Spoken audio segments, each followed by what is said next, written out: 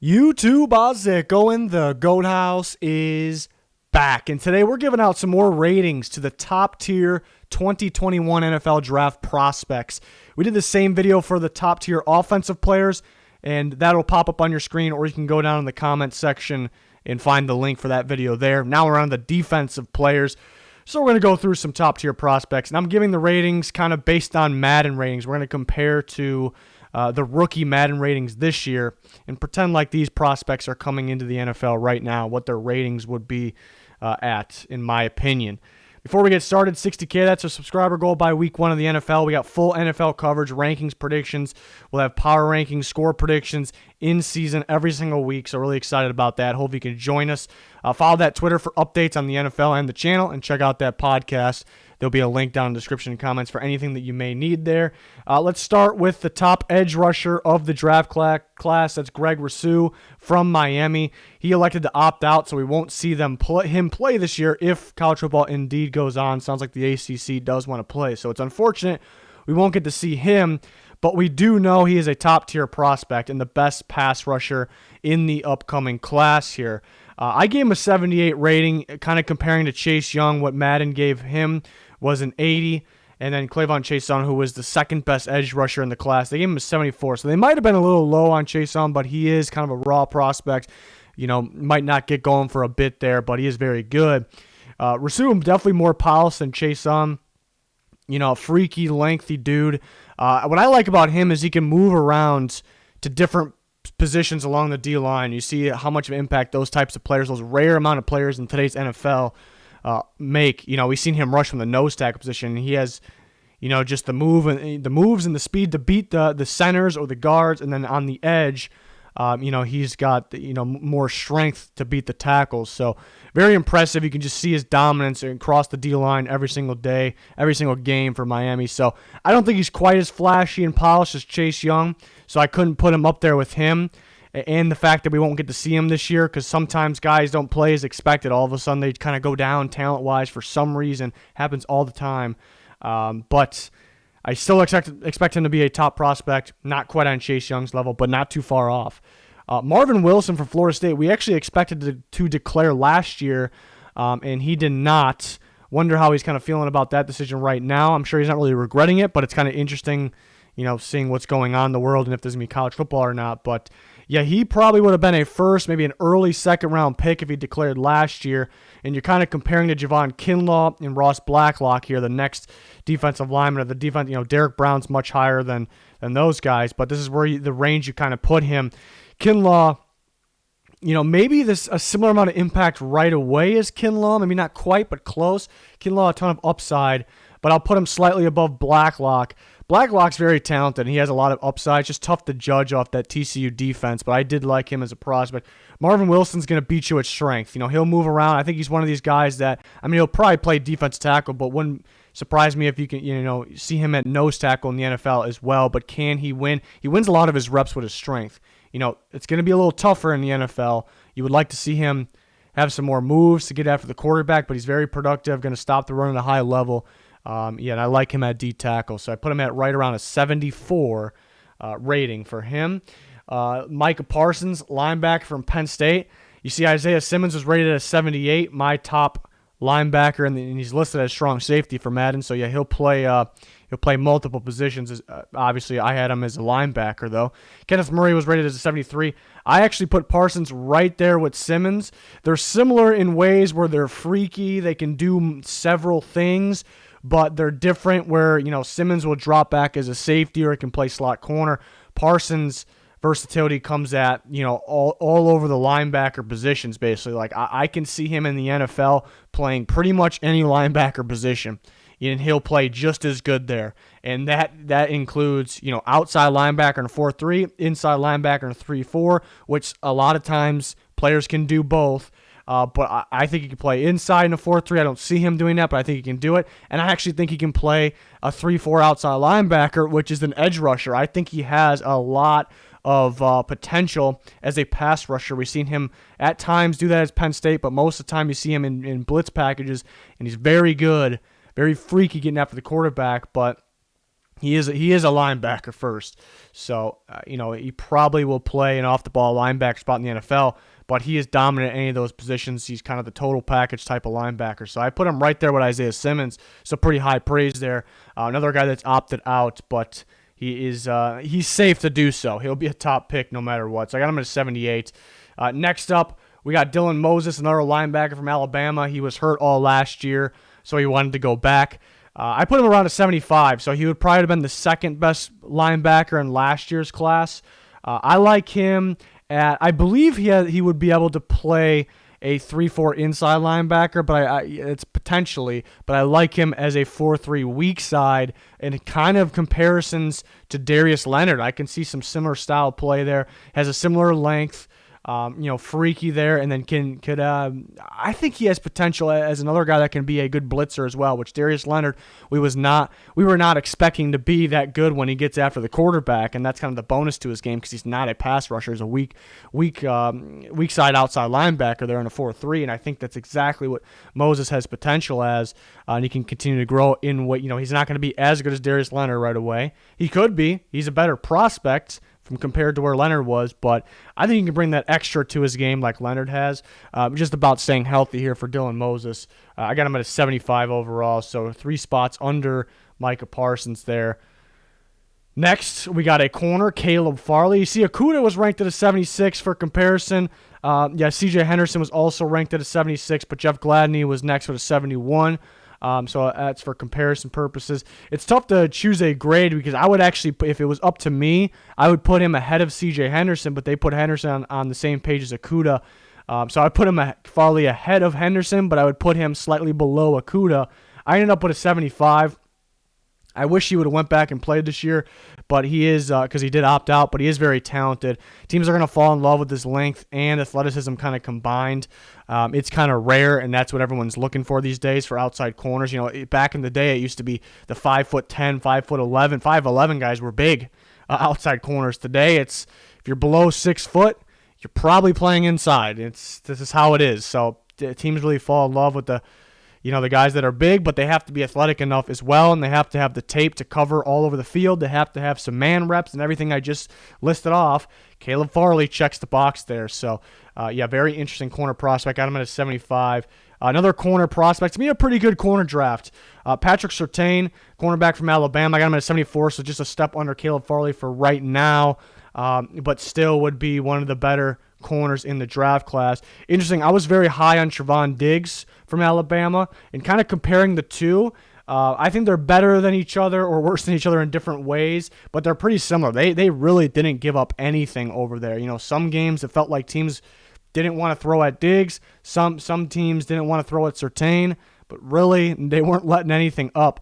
Surtain's going to be a little more physical than Diggs, I suppose. He'll come up and, I guess tackling is still an issue with him because sometimes he feels like he don't want to. But I think people are too much on that where the Alabama corners, were not good tacklers. I thought that was like the myth, the fake news of the offseason, mainly when talking about Diggs. They can tackle. They definitely can tackle, but you do wish it was better. You wish they kind of wanted to tackle. That's kind of more of the time. But I do think Surtain's going to be a little more physical than Diggs. I like Diggs as more of a instinctive playmaker, though, when the ball's in the air. I thought Diggs was a little better in that category, but pretty similar, in terms of what they allowed and how good of a season they had. I put him around 74. And then we move on. We see another corner, Shaun Wade. Tough one to put a rating on because I really think he can be a top-tier slot corner, maybe one of the best in the NFL because there's kind of a shortage. There's some really good ones, but there's kind of a shortage, mainly because a lot of teams don't really use slot corner a whole bunch. And Wade he actually can be the very best slot corner in football, in the NFL, pretty early in his career. So that sounds like a higher rating. I don't know, Ohio State not having a season as of now. I don't know if they'd play him outside or inside. When he wasn't in the game on the inside, it seemed like a disaster. And we put Damon Arnett in there for comparison as well. So I thought Damon Arnett was better outside than Shaun Wade, but Wade much better inside. Wade was actually out, and they moved Arnett inside because it's such an important position for the Ohio State defense. And it was, they suffered. They suffered without Wade there. So yeah, it's a tough one. And actually comparing to Gladney is pretty interesting because Gladney played the slot a lot as well. But then he played outside a lot as well. So, and Gladney was locked down in both of those. So I would actually compare Wade to Gladney. I'll actually say Wade's probably a little better slot corner. Gladney's the better outside corner, and Gladney's going to be a little more physical. But then again, so that sounds like Gladney's probably got the edge on him. But again, I think Wade could be an elite slot corner of the future in the NFL. So it was really a tough one to rate because you see I'm back and forth on a lot of those things. And the question is, somebody going to draft him to play outside, which I think he can do, or somebody going to, somebody that really values that slot corner. They could draft him high, and I don't see why not. So I put him at a 71. That's a very tough one to rate. And then some more notable guys, Jeremiah Owusu-Karamoah from Notre Dame, I put it at a 72. It's a tough one as well because some might view him undersized. He weighs around 215, which is a lighter linebacker, but you see where the NFL is heading these days. But some teams might want to put him at safety because of that, and I would not agree with that. I think a limited amount of teams would do that. They probably wouldn't draft him if that's the case. You see, it's more of the safeties moving to linebackers in today's NFL. They used to be safeties, or they were safety prospects. Owusu-Karamoah is an absolute beast. He's rangy. He can sniff out plays in the backfield. He's an absolute freak. So I think he looks in shape, but I think somebody's going to want. They're probably going to succeed in it too. Put a little more weight on him. But his speed and his energy or his motor to the ball is pretty ridiculous. So, that's the future style linebacker. We're already seeing some of them in the NFL today. Fred Warner, guys like that. So, I like him a lot. Potential first-round pick. Jalen Twyman is an interesting one as well. Surprise opt-out. People getting a little excited because you see... you remember Aaron Donald, the Pittsburgh defensive lineman that gets after the quarterback, and that's in the similar build to similar size in terms of the measurables here. So people getting a little excited, and yeah, there's some potential here. I like him as either a 4-3-3 technique or a 3-4 defensive end, which Aaron Donald plays right now, but he's experienced at both. But a 3-4 end gets me a little excited about this guy because he can provide some pressure here. The problem is I think opting out hurts him a little bit. Like I said, opting out might not hurt Parsons. It might not hurt Rasu from Miami because those guys, they have enough. We've seen enough. They're polished in a lot of ways. Twyman, really we didn't get to see him till last year. I think we saw a little bit of him the year before, and then last year he had about 10.5 sacks. He really got after the quarterback. But we see those guys all the time at the college level. Will he be able to do that on another season? We don't really get to see it. So, it's definitely an interesting prospect. Nasir Ladine from Florida State, an interesting prospect as well. Very lengthy, freaky safety. I think he's about 6'4", maybe just a tiny bit under that. So that's appealing for sure. Kind of has to carry in that back end of the Florida State secondary. He got hurt. You see the disaster without him in Florida for Florida State. He's definitely talented. It's definitely appealing seeing these freaky, lengthy safeties. He moves around a bit too. You see him at free. You see him kind of up in the box. Pretty rangy, pretty athletic. Could be a little more consistent with his angles. Sometimes you see the range, you see him at the perfect angle, getting sideline to sideline, making the play, and sometimes you wish it was a little better. But I think that's due to him. They kind of move him around a bit because he's so important to their team. They kind of want him to take control or put him in the most important spot in the most important situations, situational things. It's a potential first-round pick. Quincy Roach from Miami is another Miami edge rusher. It's another interesting one because he's more built like a 3-4 pass rusher, but is that where teams want to stick him? Because you look at his measurables, and that's where he kind of fits, like strictly 3-4 outside linebacker. Probably doesn't have the strength to put in the hand in the dirt or the measurables to put his hand in the dirt, play 4-3 end. But if you watch him play and you look at him on the field, he looks like he's bigger than what where he's actually at in terms of weight. So it's an interesting one. For 3-4 outside linebacker, you wish he was a little faster, a little more athletic, maybe a little more strength if he was a 4-3 end. So that's going to be the team's problem. Where do we put him? But he's very talented, has some pretty good pass rush moves, has really good burst off the snap. So a potential first-round pick, and I think a kind of weaker edge rush class, so it kind of helps guys like this. A guy like Gregory Rousseau would be in good business, good shape if it was a weak or strong class either way. Paulson Adebo, cornerback from Stanford, another guy we thought may come out last year, did not. Now we'll see him either be a first or second-round pick probably this year. What I like about him is anything, attacking the ball pretty much. And that's in pass game or run game. Pass game, 10 yards or before, he's really good at really kind of buzzing his feet, getting up, and making the play. In the run game, he's one of those guys, which is kind of rare in today's corners, that aren't afraid to come up and just stick somebody. So you love to see that. Maybe I trust the other guys with their athleticism downfield or making plays on the ball downfield a little more. That's why those guys are ahead, but you can appreciate, respect some of the game, some of the pieces that Adebo has to his game. Darius Washington, safety from TCU, could be, in a way, the Antoine Winfield Jr. of this year's class, kind of the undersized height-wise for safeties. He's about 5'8", 5'9", so maybe some teams maybe won't like that. I'd say Winfield's the better prospect. I liked Winfield a lot, and I think the difference is, they're similar because of the size, and they're similar because they can line up in different spots and do multiple things. I think the difference is Winfield's a little more of a playmaker in the back end. I feel confident in the NFL sticking Winfield at free safety, even though I'm going to play him in multiple spots, and he'll make the play. He has the better ball skills in the back end, where Darius Washington, I trust actually maybe a little more up in the box. Those teams that run three safeties and have an extra one up in the box, those teams are going to like a Darius Washington from TCU here, because he's pretty instinctive, pretty freaky up in the box, but he can make plays in coverage as well. Carlos Basham Jr., edge rusher from Wake Forest. His brother was pretty freaky at Wake too, and he hasn't really worked out in the NFL. But this guy, is a dominant defensive end. I like him strictly as a 4-3 end in the NFL, but one that's going to win with his strength on the outside there. Tyson Campbell, yet another corner from Georgia, long and physical. That's what the NFL teams are looking today. Another one of those guys that isn't afraid to come up and hit, which I like because it's kind of rare.